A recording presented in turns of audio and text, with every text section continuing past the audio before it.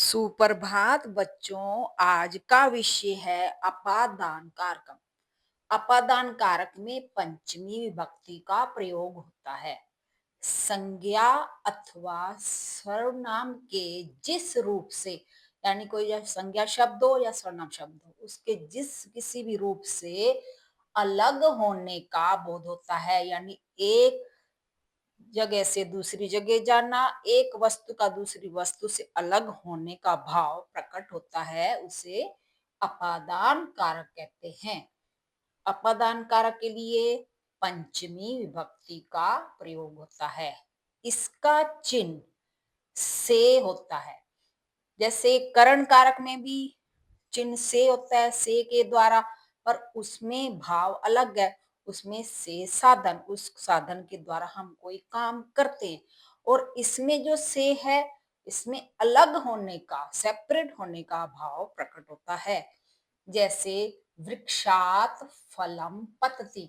वृक्षात मतलब वृक्ष से, फल, पतति का अर्थ होता है गिरता है, वृक्ष से फल गिरता है। यहाँ पर फल जो है वृक्ष से अलग हो रहा है, वृक्ष से नीचे गिर रहा है तो उसका अलग हो रहा है, तो इसलिए यहाँ पर पंचमी विभक्ति का प्रयोग है।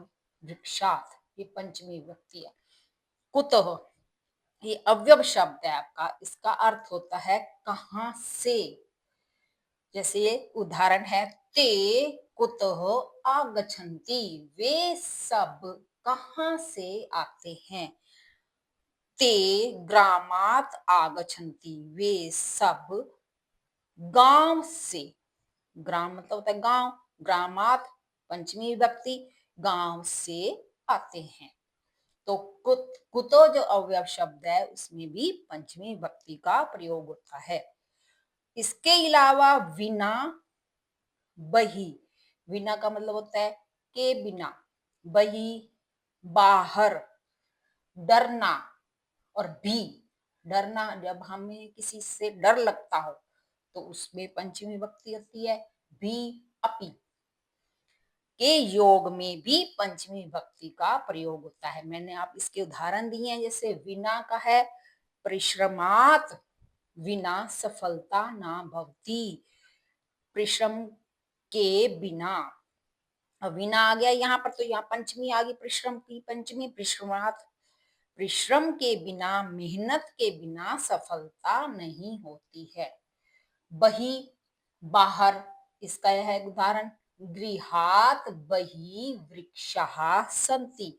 घर से बाहर या घर के बाहर पेड़ हैं। ये होगी गृहात आपकी पंचमी।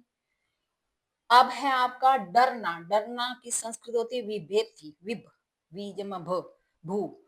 तो बालकः कुक्कुरात विभेति, बच्चा या बालक कुत्ते से, यहाँ पर ये पंचमी विभक्ति आ गई, कुत्ते से डरता है। जहां हमें किसी भी चीज से डर लगे, किसी व्यक्ति से या किसी जानवर से, तो वहां पर पंचमी विभक्ति का प्रयोग होता है। अब इसमें पुल्लिंग और नपुंसकलिंग के पंचमी विभक्ति के प्रत्यय इस प्रकार हैं। एक वचन का आथ, द्विवचन आभ्याम, बहुवचन एभ्यो। तो वृक्ष जैसे पुल्लिंग शब्द है, वृक्षात हो जाएगा, वृक्षात, वृक्षाभ्याम, वृक्षेभ्यो। एक वृक्ष से, दो वृक्षों से, सब वृक्षों से। नपुंसकलिंग में हम जैसे कोई शब्द ले लेते हैं पुष्प, तो उसका हो जाएगा पुष्पात, पुष्पाभ्याम, पुष्पेभ्यो। अर्थ यही रहेगा। स्त्रीलिंग में प्रत्यय होते हैं एक वचन का आयाहो, आयाहो, आभ्याम, आभ्यो। और इसके शब्द बनेंगे, लता है तो लतायाहो, लताभ्याम, लताभ्यो। एक लता से, दो लताओं से, सब लताओं से।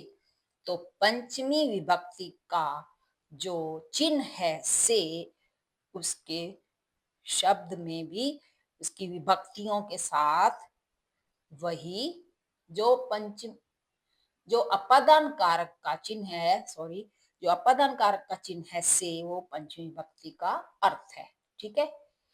अगर आपको मेरी वीडियो पसंद आई तो ज्यादा से ज्यादा शेयर करें, लाइक करें। धन्यवाद।